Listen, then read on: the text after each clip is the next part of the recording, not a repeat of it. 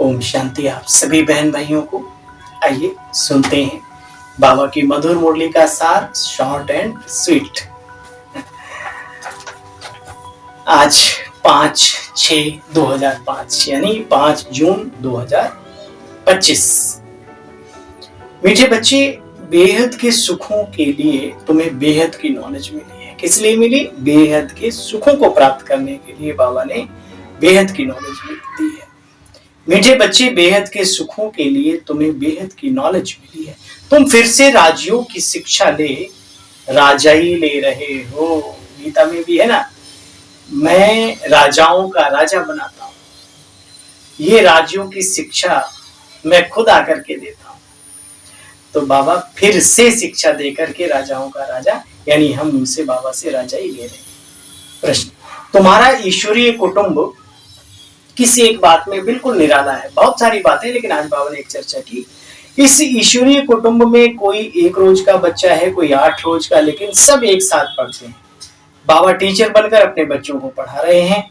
निराली बात है ना बच्चे। आत्मा पढ़ती है, आत्मा कहती है बाबा बाबा, फिर बच्चों को 84 जन्मों की बाबा कहानी सुनाते हैं, है ना। गीत है आज का, दूर देश का रहने वाला आया देश पर आए। रावण के राज्य में राम को आना पड़ता है अपनी संतानों के लिए। अच्छा, ओम शांति। वृक्षपतिवार, वीरवार है तो वृक्षपतिवार, उसका नाम रख दिया है बृहस्पति। बच्चे, ये त्योहार आदि तो मनुष्य वर्ष वर्ष मनाते हैं। तुम हर हफ्ते बृहस्पति डे मनाते हो। वृक्षपति अथवा इस मनुष्य सृष्टि रूपी झाड़ का जो बीज रूप है वो चैतन्य है, यानी वृक्ष का पति। तुम वास्तव में इन बातों को अच्छी तरह से जानते हो। ये है ह्यूमन ट्री, कल्प वृक्ष। देखो बच्चे, जानते हो अभी हमको पारलौकिक बाप मिला है और किसी को इस बात का पता नहीं। हाँ, धीरे धीरे जानते जाएंगे। तुम बच्चे जानते हो हम आत्माओं को बाबा करके पढ़ा रहे हैं। नशा है रहता है हमें वो, तुमेव विद्या द्रविड़ मम देव देवा। हे प्रभु, तुम विद्या के दाता हो, देने वाले हो। लेकिन कभी सोचा नहीं कि वो विद्या का दाता कैसे है, ज्ञान का सागर कैसे है। तो बाबा कहते, अभी तुम जानते हो हम आत्माओं को बाबा पढ़ाते हैं। हम आत्माएं शरीर छोड़ एक दूसरा लेंगी, ऊंचते ऊंच देवी देवता बनेगी। ऊंचते ऊंच बनने के लिए यहाँ आए हो ना। किस लिए आए हैं? ऊंचे से ऊंचा, अन्य आत्माओं में उत्तम यानी पुरुषोत्तम बनने के लिए। कई बच्चे चलते चलते ऊंची पढ़ाई को छोड़ देते हैं। क्यों? किसी न किसी बात में संशय आ जाता है या माया का तूफान सहन नहीं कर सकते। बाबा कहते काम महाशत्रु से हार खा लेते हैं। यहाँ कोई भूखा नहीं मरते, सब ओम शांति वाले अच्छा खाते हैं, बल्कि सादगी से संपन्न, स्वस्थ और अच्छा जीवन जीते हैं। लेकिन दिक्कत क्या है?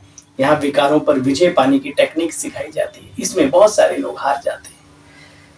इन्हीं कारणों से पढ़ाई छूट जाती है, वरना इतने वर्षों से ये संस्था चल रही है। भीड़ नहीं है फिर भी। क्यों? मैं हमेशा कहता हूँ, जूस की दुकान पे, ज्वेलरी की दुकान पे भीड़ नहीं हुआ करती। भीड़ देखनी है तो सब्जी मंडी में चले जाओ, भीड़ देखनी है तो ठेके पे चले जाओ। पैसे भी लगते हैं खूब दबा के, डंडे भी पड़ते हैं, फिर भी वहां लाइन कम नहीं होती है ना। इसलिए मैं हमेशा सोचता हूँ बाबा का एक एक रतन है। ये जो सेंटर्स हैं, ये ज्वेलरी की बड़ी वाली शॉप है।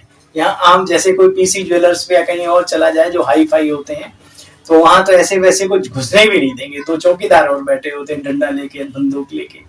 ऐसा है अपने बाबा का कार्य, है ना। तो बाबा कहते भी हैं, मुझे भेड़ बकरियां नहीं चाहिए, मुझे तो शेर और शेरनियां जिसकी एक दहाड़ ही काफी हो। बच्चे, काम महाशत्रु के कारण ही बच्चों को बहुत सहन करना पड़ता है। कहते हैं कल्प कल्प, बाबा कहते तुम अबलाएं हमें पुकारते आई हो। बाबा कहते बच्चे, सिवाय याद के और कोई भी बंधनों से बचने का रास्ता नहीं है। याद से ही बल आता है। माया बलवान से, ताकत माया की कम होती जाती है। यह तो एक ही मेहनत है, सिर्फ याद की, यहाँ और कोई मेहनत नहीं। यह बहुत सहज भी है और डिफिकल्ट भी है। क्यों? सूक्ष्म चीज को याद करना, मोटी कोई चीज हो तो उसे कोई भी याद कर लो। बच्चे, राजधानी स्थापन हो रही है हूबहू कैसे? कल पहले मिस्र। तुम बच्चे यहाँ पढ़ भी रहे हो, आदिदेव ब्रह्मा को कितने मनुष्यों ने नाम दिए हैं, महावीर, भागीरथ, अर्जुन, है ना, और भी बहुत सारे।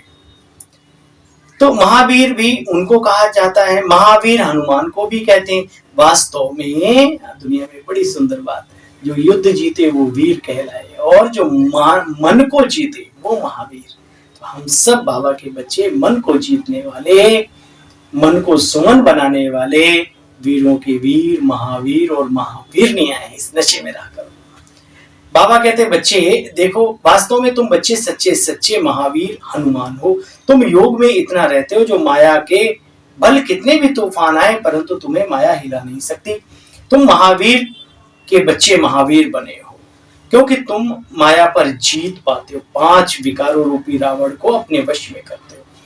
गाया हुआ है, रक्त की नदियां भी बहेंगी तो दूध की नदियां भी बहेंगी। फिर बाबा ने मिसाल दिया कि विष्णु जी को क्षीर सागर में दिखाते हैं, श्री लक्ष्मी नारायण है पारसनाथ, पारसनाथ दिखाया हुआ है। नेपाल में पशुपतिनाथ नाम रखा है। एक ही विष्णु के 2 रूप हैं बच्चे। इन बातों को तुम बच्चे अच्छी तरह से जानते हो, क्योंकि बाप के द्वारा तुम बच्चों ने इस ज्ञान को समझा है। ये सब बातें बाबा समझाते हैं, इसमें कभी भी संशय नहीं आना चाहिए। संशय माना माया का तूफान। बाप को कहा जाता है पतित पावन ज्ञान का सागर। तो 2 चीज हो गई, पतितों को पावन बनाना और फिर ज्ञान सागर यानी ज्ञान देना। तो पतितों को पावन बनाते और 84 के चक्र का ज्ञान भी बाबा तुम बच्चों को सुनाते हैं। बाबा कहते बच्चे इस ड्रामा की एंड नहीं है, अनवरत ये दुनिया चलती रहती है। अनवर ये ड्रामा चलता ही रहता है, लेकिन एक राउंड का टाइम है फिक्स, 5000 साल। या भी तुम नंबरवार पुरुषार्थ अनुसार ही जानते हो बाप कितना मीठा है।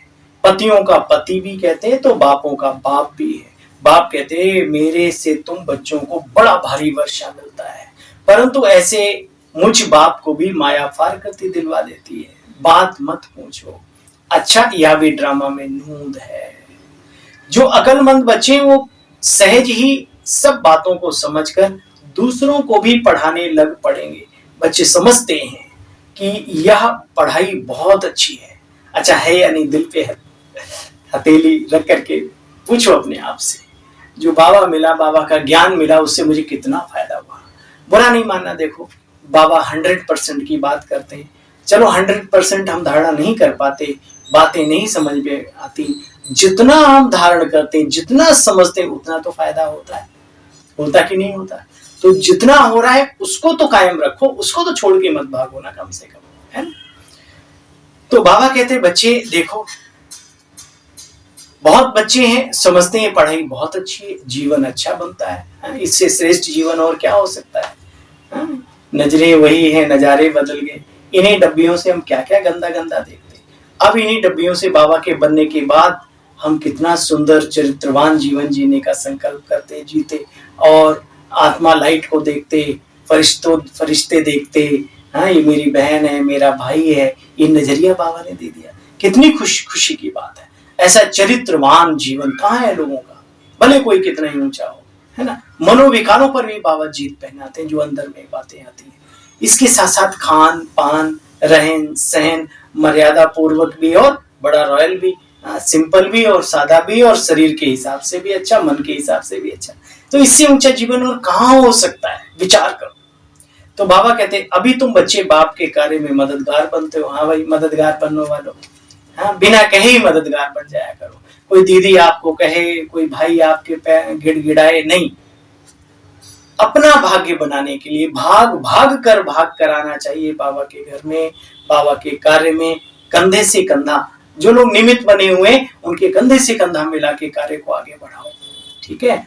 संशय ना करो, अरे आपने तो ईश्वरीय कार्य में लगाया ना, आपने संकल्प दिया ना, और बाबा का बच्चा क्या करेगा। हो सकता है ज्यादा 1 गिलास पानी पी ले, थोड़ा हो सकता है कि वो सेवाओं में थोड़ा और साफ सुथरा कर दे, सेंटर में कहीं कोई अच्छी चीज लगा दे, थोड़ा 10 लोग आएंगे, चादर पड़ी है तो थोड़ा गद्दा ले आके डाल दे, यही तो करेगा।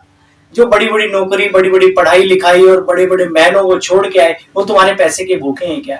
इसलिए बाबा कहते बच्चे, तेरे द्वार खड़ा भगवान भगत भर दे नहीं, भर ले रे झोली झोली। अभी समय चल रहा है, सीजन है ये अपने भाग्य बनाने का। इसलिए साथियों, तन मन धन किसी भी प्रकार से पीछे नहीं रहो, गुप्त तरीके से, दिखावे में भी नहीं आओ, लेकिन गुप्त तरीके से कुछ न कुछ ऐसा कार्य करो जो बाबा भी आपको याद कर बैठे। तुम बच्चे बाप के कार्य में मददगार बनते हो, तुम बच्चे भी मददगार बनते हो जो बहुत मदद करेंगे, विजय माला के दाने भी बनेंगे अपनी तपस्या से, अपने अच्छे जीवन से। ये भी मदद है, ऐसा नहीं कि धन दौलत की ही बात है, नहीं, बाबा की दी हुई श्रीमत को फॉलो करना ही बाबा के कार्य में बहुत मददगार। आप बाबा को याद करते हो, आपको पता नहीं है, आपके द्वारा सेवा हो जाती है। कैसे? जैसे योग में बैठे, वाइब्रेशन चारों तरफ आपके शांति के, पवित्रता के, ये सारे फैलने लगते ना। अब आप सोचो पूरी दुनिया में कितनी आत्माएं जो अच्छा सोच रही, सब गंदा गंदा गंदा गंदा पॉल्यूशन फैला रही, और आपको नहीं मालूम आपके द्वारा सेवा हो रही। आप सोचते हो मैं आत्मा और बाबा अरे वही सेवा है बहुत बड़ी। तो इसलिए समझो एक एक चीज को, हमारा जीवन ही सेवा है। बाबा कहते बच्चे जो बहुत मदद करेंगे वो विजय माला के दाने भी बन जाएंगे। अच्छा, मीठे मीठे स्किले बच्चों प्रति माता पिता बाप दादा का याद प्यार और गुड मॉर्निंग। रूहानी बाप की रूहानी बच्चों को नमस्ते। बाबा जीवन बनाने वाले तेरा लाख शुक्रिया, thank you Baba, thank you. कितना थैंक यू करें।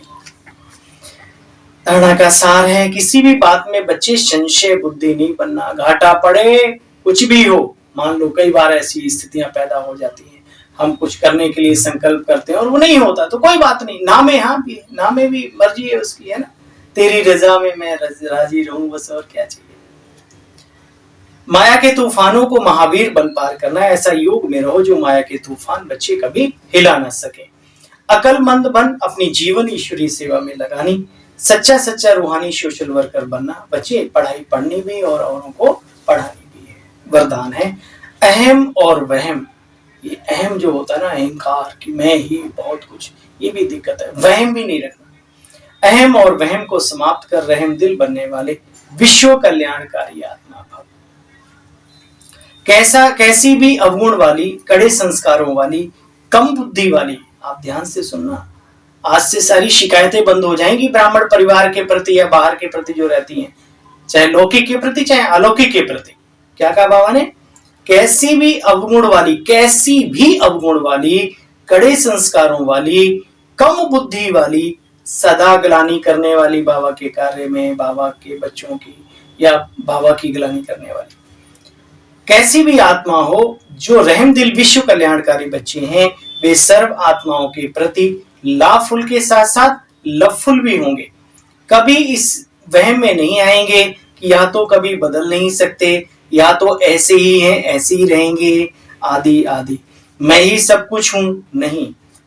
इस प्रकार का अहम और वहम छोड़ कमजोरियों और बुराइयों को जानते हुए भी क्षमा करने वाले रहम दिल बच्चे ही विश्व कल्याण की सेवा में सफल। देखा बाबा ऐसी मुरली सुना के सब अंदर का कचड़ा निकाल देते। निकलता उन्हीं का जो ध्यान से सुनते हैं और समझते हैं। ध्यान रहे।